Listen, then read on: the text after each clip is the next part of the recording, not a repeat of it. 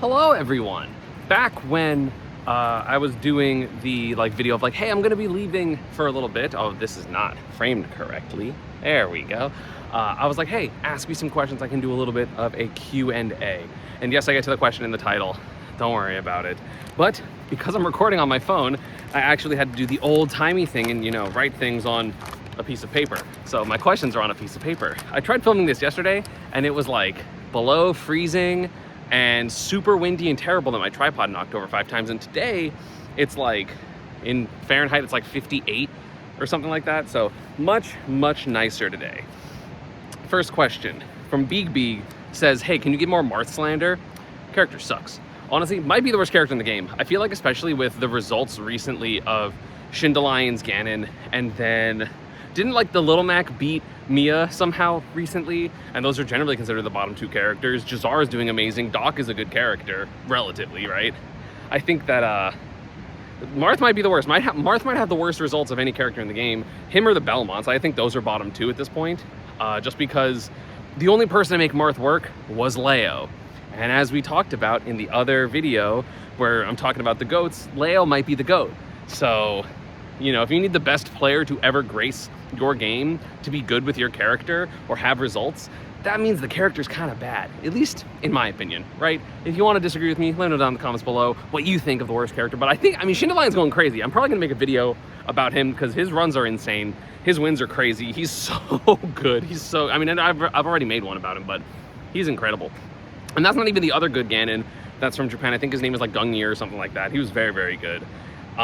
Jeans asks, what are the top 3 beans? Number 1, obviously, is going to be garbanzo beans. Chickpeas are delicious.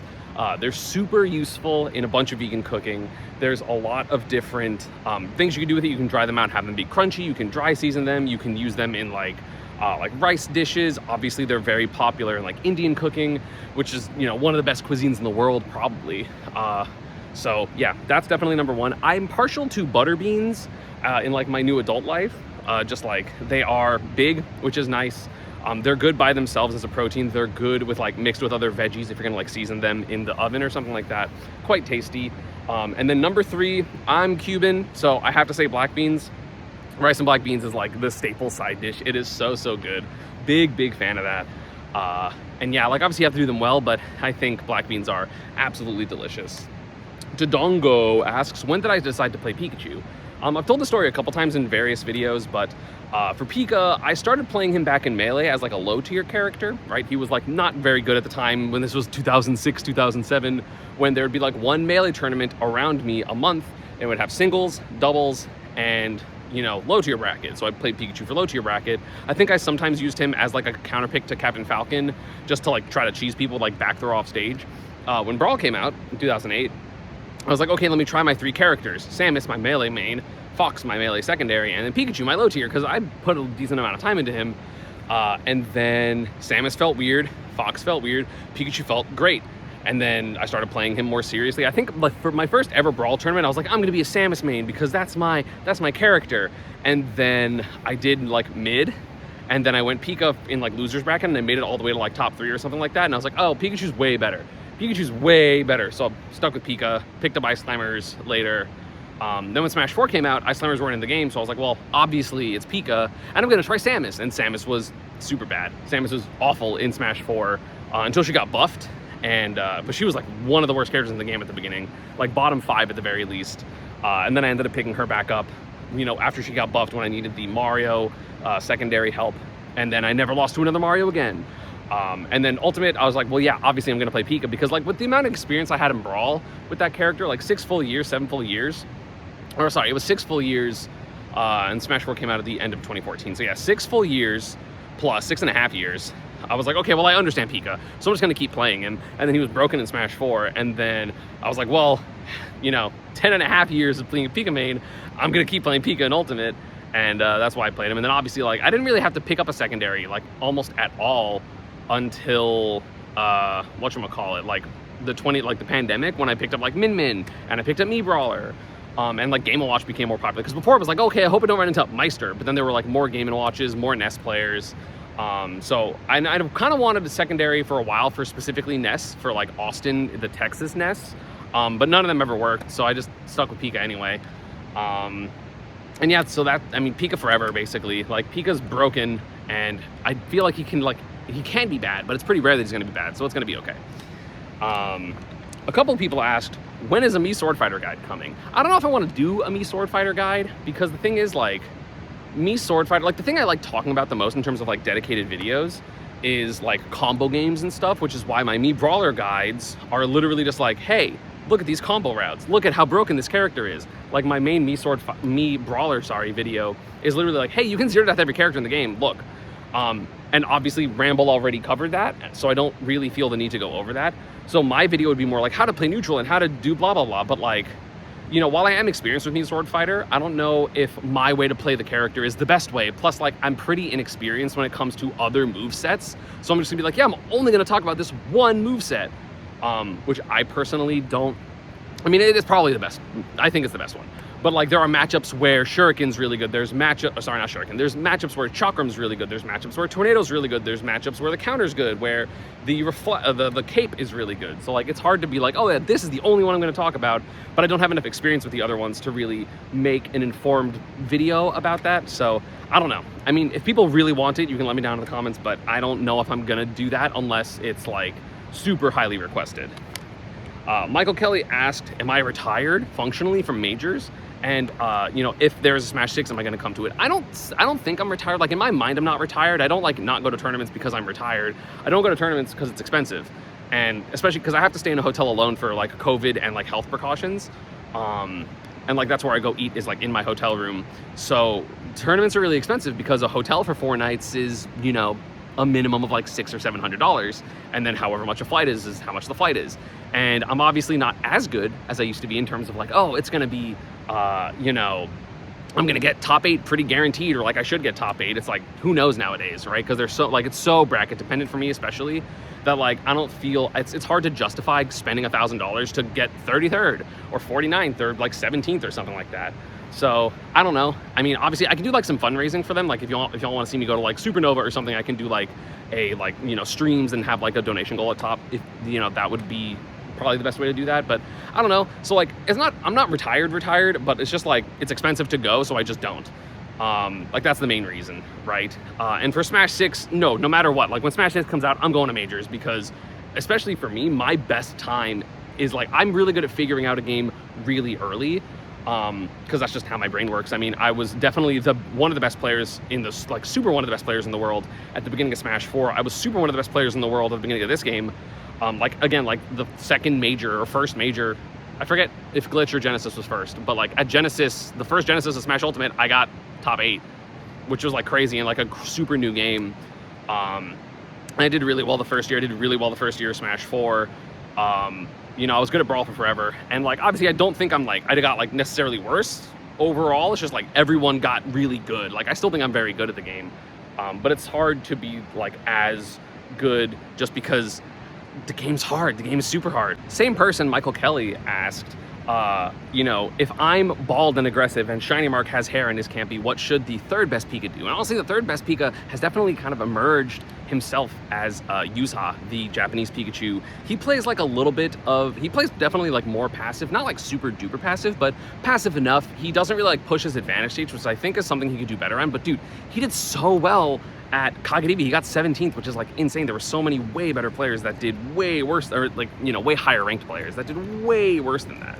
So like, it's hard to say like currently in what era of meta we are, if aggression or defense is better. Like, Mark is just incredible, and Mark is more aggressive than people would like to believe he is. I mean, his advantage state is super strong. He will force interactions. He just knows that the matchups that you can't, like in the matchups you shouldn't force interaction, he doesn't, right? But like, I feel like he's pretty aggressive versus Steve players. I feel like he is aggressive in the matchups he can be. Obviously, I would like him to be a little more aggressive against characters like Roy and Fox, which, you know, he's been beating Light the last couple times, but like, he was struggling with Light for a little bit because he like just let Light open him up too much. But that's kind of what happens, right? Is like, sometimes you like, oh, Light's super aggressive, so let me play defensive and beat it. But like, Light is literally known to just break down defense, which is why he's super good. So I think Mark is a little more aggressive than people would like to believe. He just like won't push if he doesn't have to, or if the matchups are really bad. Like, that's why he wins the Game & Watch in the NES matchups when I don't, and I just pick a different characters. I'm like, I want to play the way I want to play in those matchups.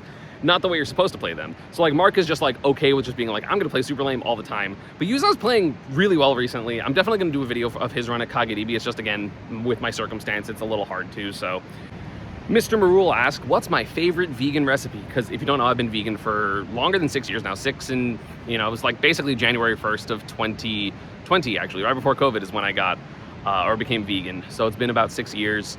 My favorite recipe that I make, I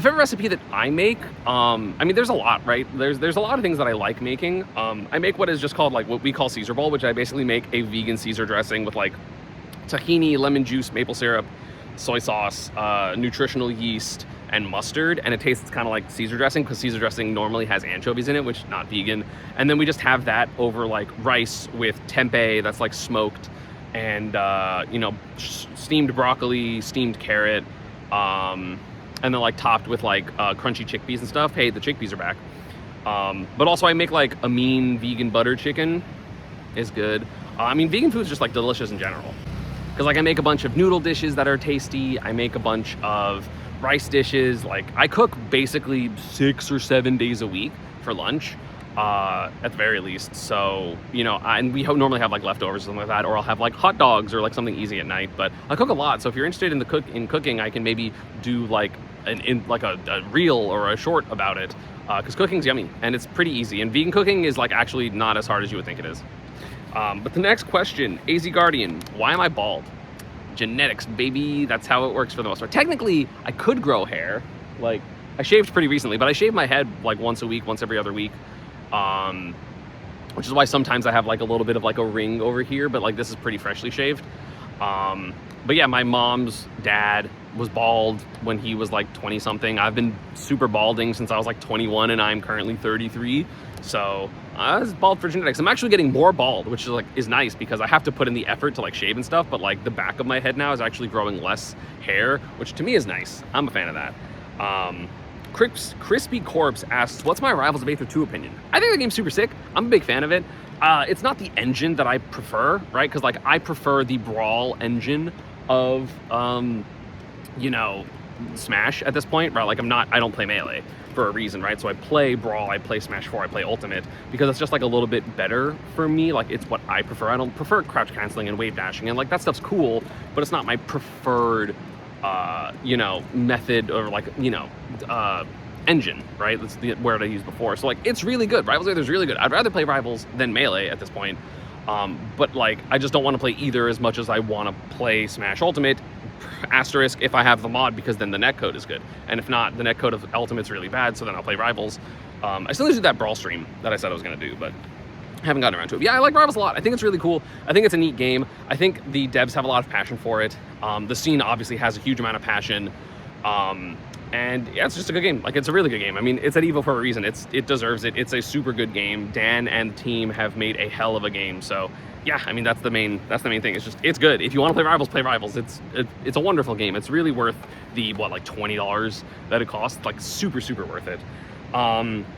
And then Jessis Mary asks I think it was in the Steve ban or the Steve rule set thing. It's like, should there be a rule for Sonic and timeouts? Where like if Sonic times his opponent out, he loses. I think that would be a little interesting, but like it would have to be a little bit more specific. It would have to be like, oh, if he times him out and you're on the same stock, the Sonic loses.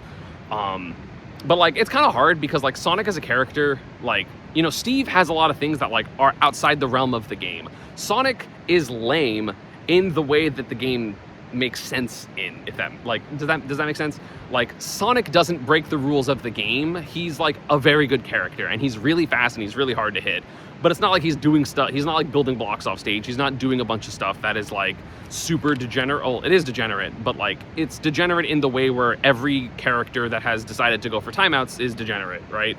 Like, it's really lame to play against Smash 4 Sonic or Smash 4 Bayo or whatever character wants to play for timeouts in those games. Same with Brawl, right? Like, a lame Meta Knight was super annoying to play against. A lame Falco, a lame Diddy Kong are super annoying to play against. So, like, Sonic just kind of runs into that category of, like, he's really lame and really good for a bunch of other reasons, like his advantage state is insane. But I feel like having a rule against Sonic would be kind of crazy.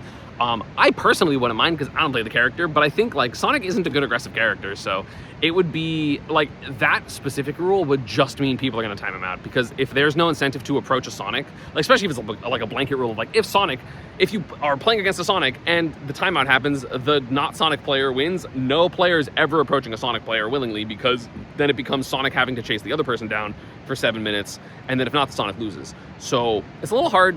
I don't think it's worth it. I do think Sonic is potentially better than Steve. I think the character's ridiculous. He's way harder than Steve. Don't get me wrong, he's way harder than Steve. So that's why like only the super dedicated Sonic mains are able to do well with him. But yeah, I mean, that's like, I think that like having rules against good characters only makes sense when the other character is like so far removed from the other characters in the game. Not in terms of like, Steve is so much better than every other character. I don't think Steve is that much better than Game & Watch and Sonic. Like he's easier than Sonic, probably not easier than Game & Watch, but like better than Game & Watch, but he's not that much better than him, to the point where like Steve isn't getting rules against him because Steve is the best character. He has rules against him because he does things that make the game entirely like uninteractable and like not even a potential of interacting, right? Like, or it's like, oh, you have to interact and risk death because of like, you know, planking and stuff like that. Like that's the main thing, is the planking. I think the counter pick rule is probably because he's just very good and people don't like playing against him, but also it's like partially to incentivize players to like not just give up when they fight Steve, which is what a lot of people do if you aren't like a super, like if you're down a game versus a Steve, you're just like, I want to die, dude, this set sucks. And that's kind of like a general rule set of people, so it's like giving people that aren't the super top players a little bit more hope when they're fighting against a Steve. Which, like, you know, the stage list one is definitely like the weirdest rule of them, but I don't think it's super necessary to have a Sonic rule. And yeah, that's going to be about it for this one. I hope you all enjoyed. As always, social media and partner stuff is down below, and I'll see you all next time. Peace.